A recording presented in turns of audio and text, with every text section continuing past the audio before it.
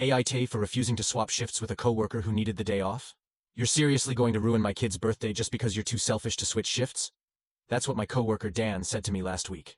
And now, half the office is treating me like I'm some kind of heartless villain. Here's what happened. I, 29M, work at a warehouse with a pretty rigid schedule. We all have assigned shifts, and swapping them isn't unheard of, but it's always expected to be a fair trade. You cover for someone, and they'll cover for you when you need it. That's just how it works, and most people are pretty reasonable about it. Last week, Dan 35M came up to me during lunch and said he needed me to take his Saturday shift.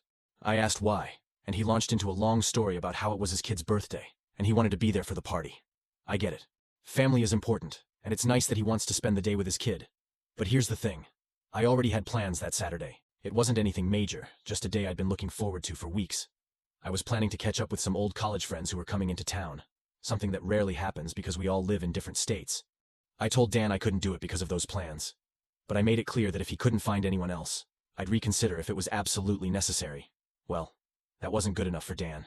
His tone immediately shifted from friendly to frustrated. He said, "Wow, must be nice to have such a carefree life that a little birthday party isn't a priority for you." I just stared at him, kind of dumbfounded, and repeated that I wasn't available. The next day, he escalated things by going around the office telling people I refused to help him out, painting me as this cold, uncooperative coworker. He conveniently left out the part where I told him I had plans, or that I offered to reconsider if he couldn't find someone else. Now everyone's whispering about how I ruined his kid's birthday. It got even worse when our manager Beth got involved. Dan went to her, hoping she'd force me to switch shifts. Thankfully, she didn't do that, but she did pull me aside and ask why I wouldn't help him out. I explained everything, and she nodded but gave me that "I'm not impressed" look. She said, "Next time, try to be more of a team player." That stung, especially since I've covered for people plenty of times before. To add insult to injury, Dan found someone else to take his shift. Mike, who always seems to say yes to everything. The thing is, Mike doesn't care about overtime or missing plans because he's all about the extra cash. But that didn't stop Dan from continuing to badmouth me to anyone who would listen. I even overheard him joking with some coworkers about how some people don't understand what it means to have real responsibilities. That hit a nerve. Just because I don't have kids doesn't mean my time or commitments are any less important. Now, the whole office feels split. A few people have come up to me privately to say they think Dan is out of line, but most are either staying neutral or outright taking his side. One coworker even said, "Well, it wouldn't have killed you to switch, would it?" The truth is, I don't think it's fair to guilt trip someone into giving up their plans, especially when swapping shifts is supposed to be a favor, not an obligation. I've covered for others before, but it's always been mutual respect, not this manipulative, entitled attitude Dan is throwing at me. The part that really gets me? Dan has never covered for anyone, not once. He's notorious for dodging shift swaps whenever someone asks, always with some excuse about how he can't manage it. So, why is it suddenly my responsibility to drop everything for him? I feel like I did the right thing by standing my ground, but the social fallout at work has been brutal. I'm starting to wonder if I should have just sucked it up and taken the shift to avoid all this drama. So, Reddit, AITA for refusing to switch shifts with Dan, even if it meant he couldn't be at his kid's birthday party? Or was I right to prioritize my own plans? Story 2. AITA for kicking my friend out of our travel group, because he always messes up our plans. Let me start by saying that I, 28M, love traveling with my friends. We've been doing group trips for years, and it's always been something I look forward to. That is, until Eric, 29M, joined our travel group. At first, it seemed like a great idea. Eric is a funny, easygoing guy when we hang out locally, and we thought he'd be a good addition to our trips. The first few times he came along, there were some small hiccups. Missing a train, taking forever to pack, things like that. Annoying, sure, but we let it slide because, well, everyone has an off day, right? But as the trips went on, it became a pattern. Eric wasn't just a little late here and there. He became the guy who constantly delays everything. If we said we were meeting in the lobby at 8 a.m. to start sightseeing, Eric would still be in the shower at 8:15. If we had tickets for an activity at 2 p.m., Eric would insist on grabbing a coffee at 1:45 and strolling back like time didn't matter. It wasn't just the delays either. Eric has this tendency to treat group plans like suggestions instead of commitments. On one trip to Italy, we planned to spend the morning exploring the Colosseum. Eric, however, decided he'd rather sleep in a bit and told us to wait for him. By the time he was ready, we'd already lost 2 hours. When we finally got there, the lines were insane, and we ended up missing the guided tour we'd booked weeks in advance. The breaking point came on our most recent trip. We went to Japan, and it was supposed to be the dream trip we'd all been planning for years.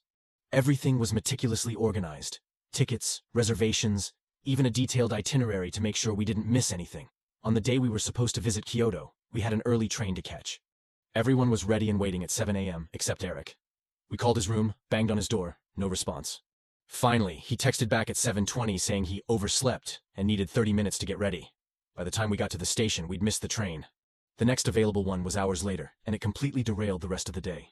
At dinner that night, I brought it up.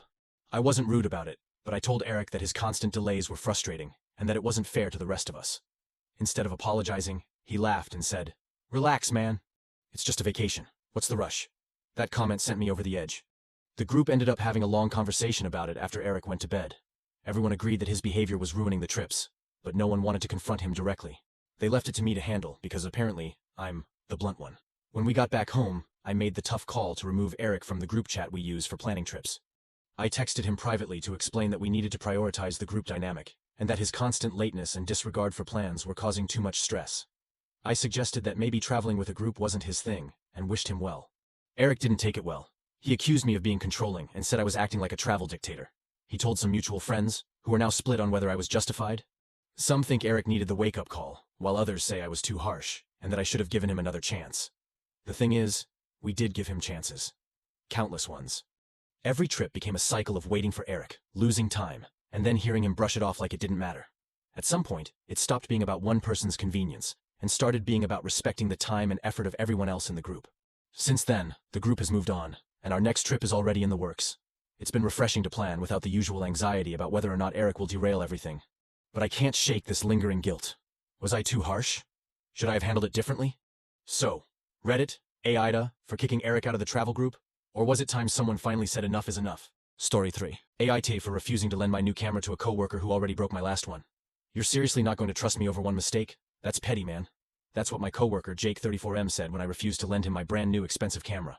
And now the office is divided, with some people calling me selfish and others saying I'm right to protect my stuff. Here's the backstory. I 29M have been into photography for years. It's more than a hobby. It's a passion. Something I've spent years and a lot of money investing in. I recently upgraded to a high-end DSLR camera that cost me more than 2 months' rent. It's the kind of thing you don't buy on a whim, but after years of saving and finally pulling the trigger, I couldn't wait to start using it. Now, Jake works in the same office as me. He's not a photographer, but he dabbles in it for fun, mainly taking pictures for social media or random events. About a year ago, he asked to borrow my older camera, a mid-range model that I had outgrown but still used occasionally. I didn't think much of it at the time. I figured he'd take care of it since he knew how much I valued my gear. Big mistake. Jake returned the camera a week later with a cracked lens and scratches on the body. He laughed it off, saying, "Oh yeah, I might have dropped it once or twice. Sorry, man. Sorry. That camera cost me over $1,000 when I first bought it, and while it wasn't in its prime anymore, it still held a lot of sentimental and practical value for me." When I asked him what happened, he just shrugged and said, "It's just a camera, right?" I was furious, but tried to stay calm. I told him he needed to replace the lens, which wasn't cheap. He promised to figure something out, but never did. Weeks turned into months, and every time I brought it up, he either avoided the conversation or acted like it wasn't a big deal. Eventually, I let it go because I didn't have the energy to keep fighting over it. Lesson learned. Don't lend Jake anything important. Fast forward to last week. Jake found out about my new camera and asked if he could borrow it for a special project he's working on. I immediately said no. I didn't even hesitate. He laughed, thinking I was joking, but when I repeated myself, his smile faded. "Come on, man. You know I'm good for it. I just need it for a couple of days." I told him flat out, "Jake, you already broke my last camera and never replaced the lens. Why would I trust you with this one?" His response? "Oh, that was a year ago. You're really going to hold on to that?" He went on about how he learned his lesson and how I was being unreasonable. When I didn't budge, he got defensive, saying I was gatekeeping my camera and making a big deal out of nothing. But here's the thing. This isn't just about the camera. It's about respect. Jake showed zero accountability when he damaged my gear before, and now he expects me to trust him with something even more valuable? Not happening. The situation escalated when Jake started venting to our coworkers, saying I was being stingy and refusing to help out a friend. A few of them came to me saying things like, "It's just a camera, dude. Let it go." But others, especially those who know how much time and money I've invested in my photography, said I was right to stand my ground. Jake has since doubled down, accusing me of being too uptight and materialistic. He even made a passive-aggressive comment in the break room about how some people think their stuff is more important than relationships. I'll admit, part of me feels a little guilty. I don't want to come across as unkind or unwilling to help. But at the same time, why should I risk something so important to me for someone who's already proven they don't respect my belongings? So, Reddit, AITA for refusing to lend Jake my new camera. Or am I right to set this boundary? Thank you for watching. Tell us what you would do in this situation.